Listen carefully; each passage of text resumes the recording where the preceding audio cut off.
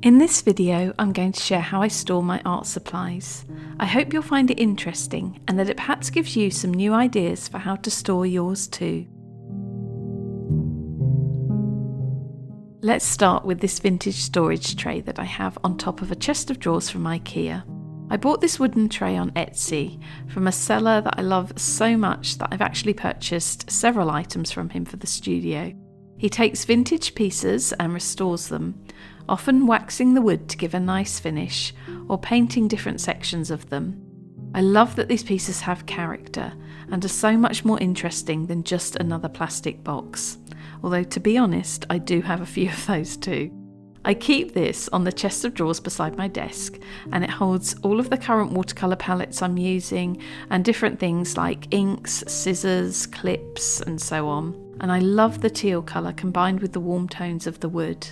The Alex chest of drawers holds a lot of my paper, pads and packaging supplies, and the little spotted mug you can see on top is where I keep some of my shorter coloured pencils, the ones that tend to get lost if they're in a taller pot. It was a gift from my cousin, and it's a lovely reminder of a day out together last year. This basket is something I found at Graham & Green a couple of years ago, and it currently holds lots of watercolour swatches.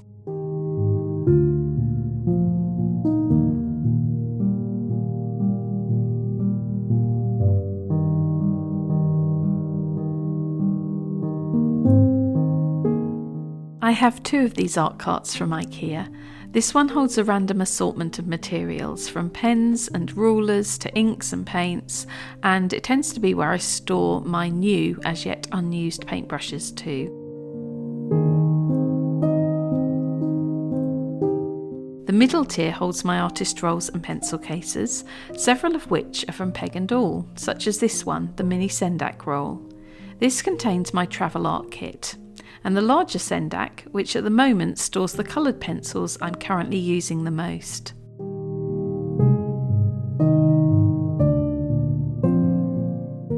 The bottom tier holds all of my acrylic gouache and flash paints.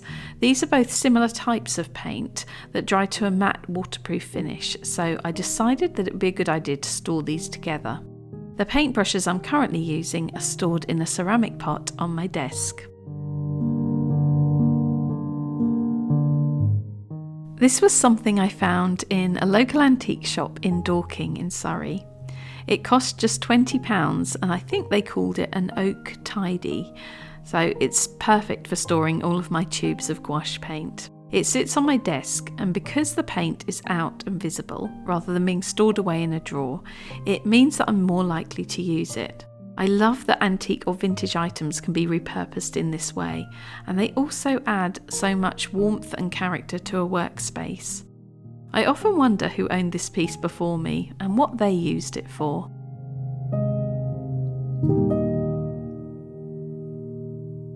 I've stored my collection of coloured pencils in various ways over the past few years, before finally deciding to store them like this. I have a collection of ceramic and glass pots, and I've separated the pencils into different colours, so I store them by colour rather than brand, with the exception of the set of Derwent drawing pencils. These are in the little blue ceramic pot that I bought from a roadside stall just outside of Standard National Trust. It was handmade by a local potter, and again it always reminds me of a wonderful day out.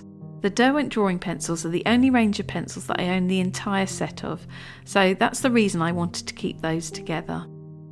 I love storing my pencils like this, and I think I've finally hit upon the perfect way to store them for me. I can clearly see all of the colours, and they have the added bonus of also looking really pretty.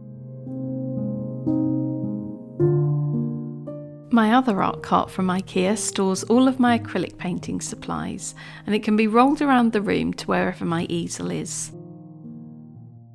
I'm always surprised by how much paint these art carts can hold, and I really love them. I think they're one of the most useful pieces of furniture I have in the studio.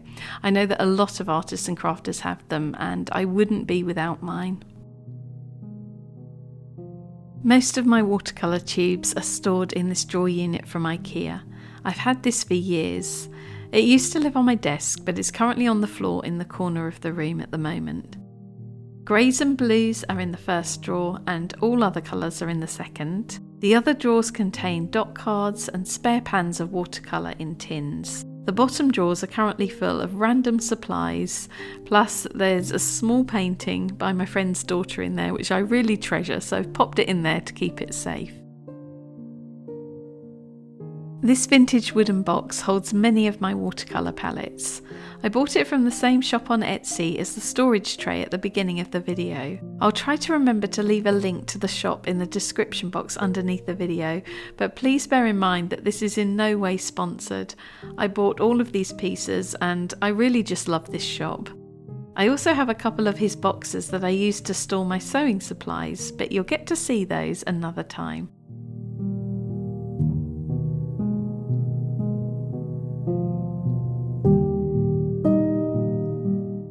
This vintage jar was found in a Dorking antique shop and was a Valentine's gift from Dominic a couple of years ago.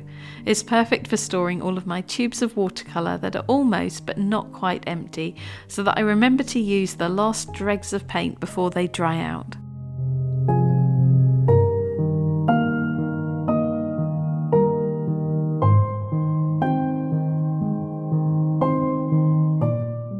And finally for today we have another vintage box. This was once a toolbox, I think. It's a gorgeous dark blue on the outside and yellow on the inside with a natural wood lid. It holds several palettes, some watercolour sponges and a pair of gloves in case I feel cold. I always forget that these particular gloves are in here, so this is a good reminder.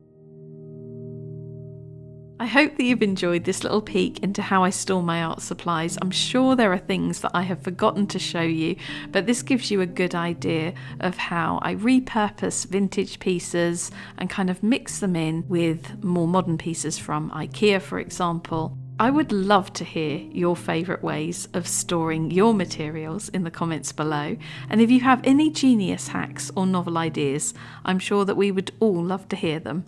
So please feel free to comment away.